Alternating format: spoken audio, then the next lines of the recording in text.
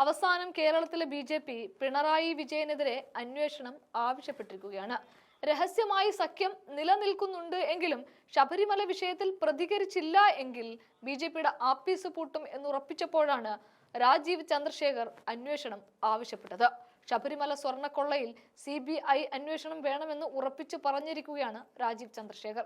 പക്ഷേ അതിലാണ് ചെറിയൊരു CPM ബന്ധം കാണുന്നത്. അതായത് പിണറായി ഉണ്ടാകുമ്പോൾ മാത്രം പോരാ, 30 വർഷത്തെ അന്വേഷണം വേണമെന്നാണ് ആവശ്യപ്പെട്ടിരിക്കുന്നത്. അതിനർത്ഥം CPM-നെ മാത്രം കുടുക്കിയാൽ പോരാ, കോൺഗ്രസ് ഭരണകാലത്തും നടന്നത് അന്വേഷിക്കണമെന്നാണ് BJP അധ്യക്ഷന്റെ ആവശ്യം. അതായത് പിണറായിയോടുള്ള BJP സ്നേഹം ഇങ്ങനെയും പ്രകടിപ്പിക്കാം. അതാണ് രാജീവ് ചന്ദ്രശേഖറിന്റെ 30 വർഷത്തെ ആവശ്യത്തിൽ നിന്നും മനസ്സിലാക്കാൻ സാധിക്കുന്നത്. സത്യത്തിൽ BJP-ക്കോ നരേന്ദ്രമോദിക്കോ ശബരിമലയെക്കുറിച്ച് എന്തെങ്കിലും ആശങ്കയോ ബഹുമാനമോ ഉണ്ടെങ്കിൽ അവർ ആദ്യം തന്നെ പിണറായിയുടെ മോഷണത്തിനെതിരെ CBI അന്വേഷണം പ്രഖ്യാപിക്കണമായിരുന്നു.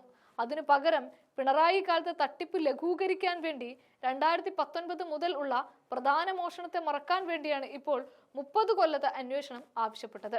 കേരളത്തിലെ BJP-യുടെ ആവശ്യം പരിഗണിച്ച് ഇനി CBI വന്നാൽ ഈ 6 വർഷത്തെ പ്രധാന മോഷണം അന്വേഷിക്കുന്നതിന് പകരം പഴയ കാലത്തെ കഥകൾ ചികയുന്നതോടെ യഥാർത്ഥ പ്രതികൾ രക്ഷപ്പെടുക തന്നെ ചെയ്യും.